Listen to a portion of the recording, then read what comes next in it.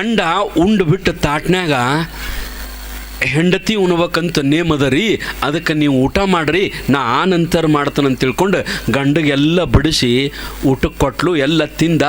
Last ಹಾಲು ಕುಡ್ದ. ಅದು ಹಾಲಾಹಲ ವಿಷ ಕುಡಿತ್ರಿ ಅದರೊಳಗೆ. ಅದರೊಳಗೆ ಹಾಲಾಹಲ ವಿಷ ಕುಡಿತು. ಅದು ವಿಷ ಬಿಟ್ಟಿತ್ತಲ್ರಿ, ಅದನ್ನೇನು ಹಾಲು ಕುಡ್ದು ಕೇವಲ 5 ನಿಮಿಷದೊಳಗೆ ಏನಾಯಿತು ಅಂತಂದ್ರೆ ಬಾಯಿಯೊಳಗೆ ಬುರುಗು ಬಂದು ನೆಲದ ಮ್ಯಾಗ ಉಳ್ಳಾಡಕತ್ತಿದ. ಆಕೆ ಏನೂ ಗೊತ್ತಿಲ್ಲ ಪಾಪ. ಆಕೆ ಏನಂದ್ಲು ಅಂತಂದ್ರೆ, ಯಾಕ್ರಿ ಹಿಂಗ್ಯಾಕಾಯ್ತು ರೀ, ಏನಾಗ್ಯದ ರೀ ಅಂತ ಗಂಡಗೆ ಎಷ್ಟು ಇದನ್ನು ಮಾಡಿದರು. ಅದು ಕೆಟ್ಟ ದೊಡ್ಡ ಹಾವಿತ್ತು ರೀ. 5 ನಿಮಿಷದಾಗ ಒದ್ದಾಡಿ ಪಾಪ ಪ್ರಾಣ ಬಿಟ್ಟ. ಇನ್ನೂ ಮಕ್ಕಳಾಗಿದ್ದಿಲ್ಲ ಪಾಪ, ಸತ್ತು ಬಿಟ್ಟ. ಆಕೆ ಹೆಂಡತಿ ಉಳ್ಯಾಡಿ ಅಳ್ಳಾಕತ್ತಿಳು ಪಾಪ. ನನ್ನ ದೈವಿ ಅಂತದ್ದು, ನಾ ಬಂದು ಕೂಡಲೇ ಹೊಸದಾಗಿ ಬಂದ್ರೆ ನನ್ನ ಗಂಡ ಸತ್ತು ಆದ, ನಾನಾ ದುರ್ದೈವಿ ಅಂತ ತಿಳ್ಕೊಂಡು ಹತ್ತಳು. ಊರವರೆಲ್ಲ ಕೂಡಿದರು, ಮನೆಯವರೆಲ್ಲ ಕೂಡಿ ಅವನಿಗೆ ಮಣ್ಣು ಕೊಟ್ಟು ಶಿವಾಯನ್ಮ ಮಾಡಿದರು. ಆ ನಂತರ ಅವ ಸತ್ತ ನಂತರ ಯಮಲೋಕಕ್ಕೆ ಹೋದಲ್ಲ.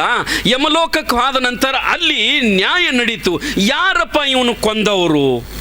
ಇವ ತಾನ ಸತ್ತಿಲ್ಲ, ಇವನಿಗೆ ವಿಷ ಹಾಕಿ ಸಾಯಿಸ್ಯಾರ. ಇವ ವಿಷ ಉಂಡ ಸತ್ತಾನ.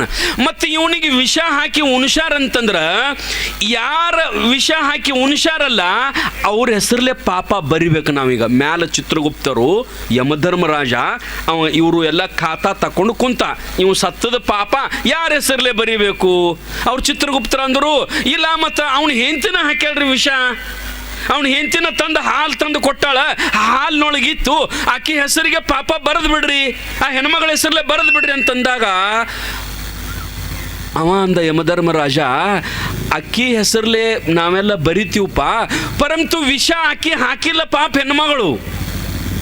ಅದರೊಳಗೆ ವಿಷ ಹಾಕಿ ಹೆಣ್ಮಗಳು ಹಾಕಿಲ್ಲ, ಅಕ್ಕಿ ಹೆಸರಲ್ಲೇ ಹೆಂಗೆ ಬರೆಯಕ್ಕೆ ಬರ್ತದ ಅಂತ ಅವ ಅಂದ. ಮತ್ತಿನ್ನು ಹೆಂಗೆ ಮಾಡ್ಬೇಕಂತ ಅವರೆಲ್ಲ ವಿಚಾರ ಮಾಡಿ ಅದನ್ನೇನು ಮಾಡಿದ್ರಂದ್ರೆ, ನ್ಯಾಯ ಬಗೆಹರಿಲಾರಕ್ಕೆ ಯಮಧರ್ಮರಾಜ, ಚಿತ್ರಗುಪ್ತರು, ಅಲ್ಲಿದ್ದ ದೇವತೆಗಳೆಲ್ಲರೂ, ಇಲ್ಲ ಇವತ್ತಿದು ಉಳಿಲಿ, ನಾಳೆಗೆ ಇದನ್ನು ಬರೆಯುನು ಅಂತ ಅವ್ರು ಅಂದರು. ಅಂದ ಕೂಡಲೇ ಆಯ್ತಾಳಂತ ನಾಳೆ ಮೀಟಿಂಗ್ ಕೂಡಿ ಯಾರ ಹೆಸರಲ್ಲೇ ಪಾಪ ಬರಿಬೇಕಾಗ್ತದ ಬರೆಯುನು ಅಂತ ತಿಳ್ಕೊಂಡು ಗಪ್ಪಾದರು.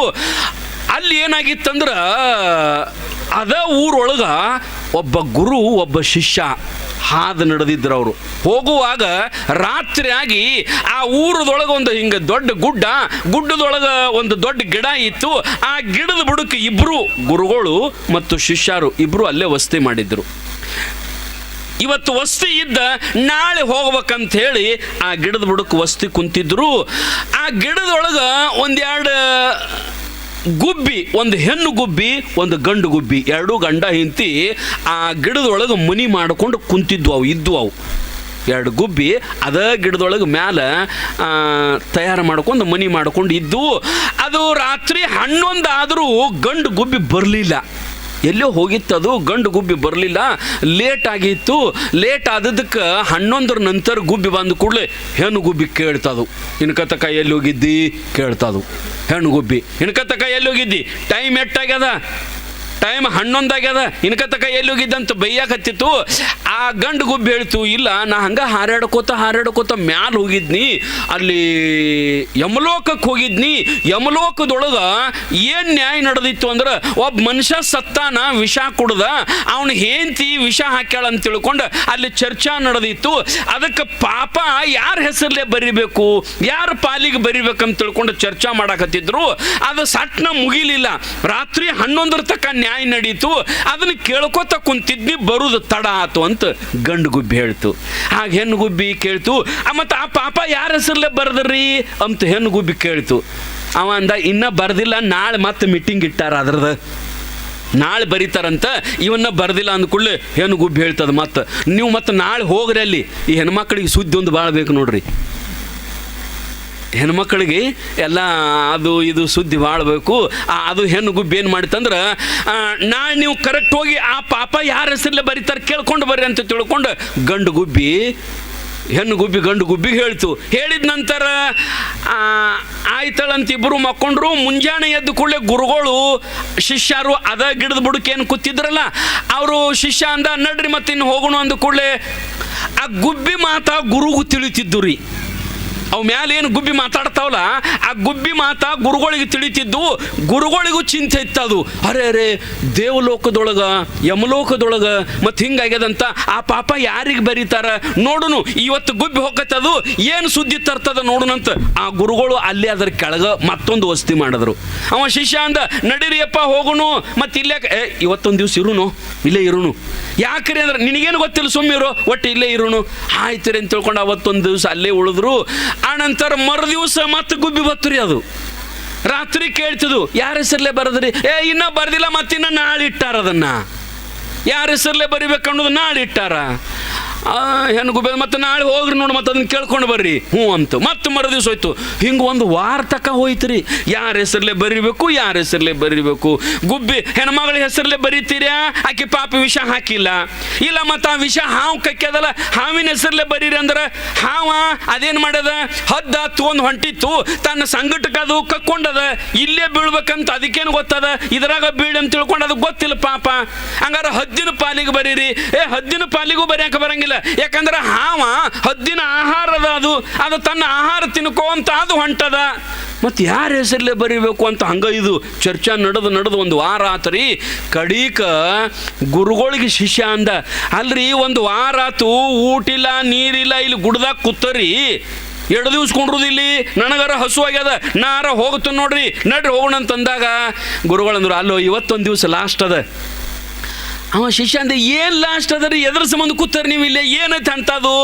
ಆಗ ಗುರುಗಳು ಪಾಪ ಹೇಳಿದ್ರು ಏನಂತಂದ್ರೆ, ಏನಿಲ್ಲೋ ನಾ ಯಾಕೆ ಕೂತಾನೆ ಅಂದ್ರೆ ಯಮಲೋಕದೊಳಗೆ ಒಂದು ನ್ಯಾಯ ಬರೆಯವ್ರದಾರ, ಒಂದು ಪಾಪ ಬರೆಯವ್ರದಾರ. ಯಾರ ಹೆಸರಿಗೆ ಯಾರ ಪಾಲಿಗೆ ಪಾಪ ಬರೆಯವ್ರದಾರು ಅದು ಗೊತ್ತಾಗವಲ್ತು. ಹಿಂಗೆ ಹದ್ದ, ಹಿಂಗೆ ಹಾವ, ಹಿಂಗೆ ಹೆಣ್ಮಗಳು ಅವ ಸತ್ತಾನ, ವಿಷ ಕುಡಿದು ಸತ್ತಾನ, ಅದಕ್ಕೆ ಆ ಪಾಪ ಆಗ್ಯದ, ಅದನ್ನ ಯಾರ ಹೆಸರಲ್ಲೇ ಬರಿಬೇಕಂತ ನೋಡ್ಬೇಕಾಗ್ಯದ ಅಂತಂದಾಗ ಅವ ಶಿಷ್ಯ ಅಂದ, ಎಷ್ಟು ಬುದ್ಧಿಗೇಡಿದಿರಿ ಗುರುಗಳ ನೀವು, ನಿಮಗೆ ಗೊತ್ತಾಗಂಗಿಲ್ಲ ಬಿಡಂಗಿಲ್ಲ. ಇದನ್ನ ನನಗೆ ಆಗ ಹೇಳಿದ್ರೆ ನಾನು ನಿಮಗೆ ಹೇಳಿಬಿಡ್ತೀನಲ್ಲ.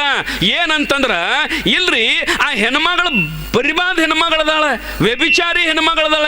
ಆಕಿ ಪತಿವ್ರತ ಅಲ್ಲ, ಆ ಹೆಣ್ಮಗಳು ಸುಮಾರದಾಳ, ಬೇಕತ್ಲೆ ವಿಷ ಹಾಕಿರ್ತಾಳ. ಹಂಗೆಲ್ಲ ಮಾತಾಡ್ತಾವ ಅವು. ಆ ಹೆಣ್ಮಗಳು ಬರೋಬರಿಲ್ಲ ಅಂತ ತಿಳ್ಕೊಂಡು ಆ ಹೆಣ್ಮಗಳಿಗೆ ಬಾಯಿ ತುಂಬ ಬಾಸಗಳು ಬೈದು ನಿಂದ ಮಾಡಿಬಿಟ್ಟು ಕೂಡಲೇ ಮರು ದಿವಸ ಗುಬ್ಬಿ ಬತ್ತರಿ. ಗಂಡು ಗುಬ್ಬಿ ಬತ್ತು, ಬರಗುಡ್ದು ಹೆಣ್ಣು ಗುಬ್ಬಿ ಕೇಳ್ತು, ಪಾಪ ಬರದ್ರೇನ್ರಿ? ಬರದ್ರ ಅಂತದು. ಬರದ್ರಿ, ಯಾರ ಪಾಲಿಗೆ ಬರದ್ರಿ ಅಂತ ಗುಬ್ಬಿ ಕೇಳಿದಾಗ ಗಂಡು ಗುಬ್ಬಿ ಹೇಳ್ತು, ಯಾರ ಪಾಲಿಗೆ ಬರದ್ರಂದ್ರೆ ಈಗೇನು ಗಿಡದಾಗ ನಾವು ಮನೆ ಕಟ್ಟಿದೀವಲ್ಲ, ಈ ಗಿಡದ ಬುಡಕ ಒಬ್ಬ ಗುರು ಒಬ್ಬ ಶಿಷ್ಯ ಕುಂತಾವು. ಆ ಗುರು ಶಿಷ್ಯ ಏನು ಕುಂತಾವಲ್ಲ, ಆ ಶಿಷ್ಯ ಏನದಲ್ಲ, ಆ ಪರಮ ಪತಿವ್ರತ ಹೆಣ್ಣು ಮಗಳಿಗೆ ಗಂಡ ಅಂದ್ರೆ ದೇವ್ರಂತ ತಿಳ್ಕೊಂಡಿದ್ಲಕ್ಕಿ. ಆಕಿ ಪರಮ ಪತಿವ್ರತ ಹೆಣ್ಣು ಮಗಳು. ಆ ಹೆಣ್ಣು ಮಗಳಿಗೆ ಇವ ಅಲ್ಲದ್ದು ಮಾತಾಡಿದ, ನಿಂದ ಮಾಡಿದ, ಆಕಿ ವಿಷ ಕುಡ್ದ, ಆಕಿನ ವಿಷ ಹಾಕ್ಯಾಳಂದ, ಆಕಿ ವ್ಯಭಿಚಾರಿ ಅದಾಳಂದ. ಅದಕ್ಕೆ ಆ ಪಾಪ ಇವನ ಪಾಲಿಗೆ ಬರೆದ್ರು ಅಂತ ಹೇಳ್ದವ ಗುಬ್ಬಿ ಹೇಳ್ತದು. ಆ ಪಾಪ ಈ ಶಿಷ್ಯನ ಪಾಲಿಗೆ ಬರದ್ರು ಅಂತ ಹೇಳಿದ ಕೂಡಲೇ ಅದು ಗುರುಗಳಿಗೆ ತಿಳಿತೀರಿ. ಪಾಪ ಗುರುಗಳು ಅಂದರು, ಇವನ ಈ ಬರಿಬಾದ ಮನುಷ್ಯಾಗ ಅದನ್ನು ಯಾಕಾರ ಹೇಳಿ ನಾನು ಇದ್ರ ಹೆಸರಲ್ಲೇ ಪಾಪ ಬರಿಸ್ದಂಗೆ ಆತ್ಲ ಅಂತ ತಿಳ್ಕೊಂಡು ಗುರುಗಳು ಮರುಗಿದ್ರಂತೆ. ಯಾರ ಮಾಡಿದ್ದ ಪಾಪದ ಬಗ್ಗೆ, ಅವ್ರು ಪಾಪ ಮಾಡಲಿ ಅಲ್ಲದ್ದು ಮಾಡಲಿ ಏನಾರ ಮಾಡಲಿ, ಅವ್ರು ಏನು ಯಾಕೆ ಮಾಡೋರಕತ್ತ, ಅವ್ರದ್ದು ನಾವು ಏನಾರ ಮಾತಾಡಿದೀವಂದ್ರೆ ಅವ್ರು ಮಾಡಿದ ಪಾಪ ಯಾರಿಗೆ ಬರ್ತದ್ರಿ? ನಮಗೆ ಬರ್ತದ. ಅದಕ್ಕೆ ಮಂದಿದೇನು ಮಾತಾಡಬೇಡ್ರಿ. ಅದಕ್ಕೆ ಹಾಡ್ತಾರಲ್ಲ, ನಿಂದೇ ನಿನಗೆ ತಿಳಿದಿಲ್ಲ, ಪರ ನಿಂದೆ ಮಾತ್ರ ಬಿಡಲಿಲ್ಲ. ನಮಗೆ ತಿಳಿದಿಲ್ಲ, ಇನ್ನು ಮಂದಿ ನಿಂದ ಮಾಡಿದ್ರೆ ಆಗುವುದೇನಂತ ತಿಳ್ಕೊಂಡು ಅವರು ಆ ರೀತಿಯೊಳಗೆ ಬರೀತಾರೆ. ಈಗ ನಮ್ಮ ಗವಾಯಿಗಳೊಂದು ಹಾಡು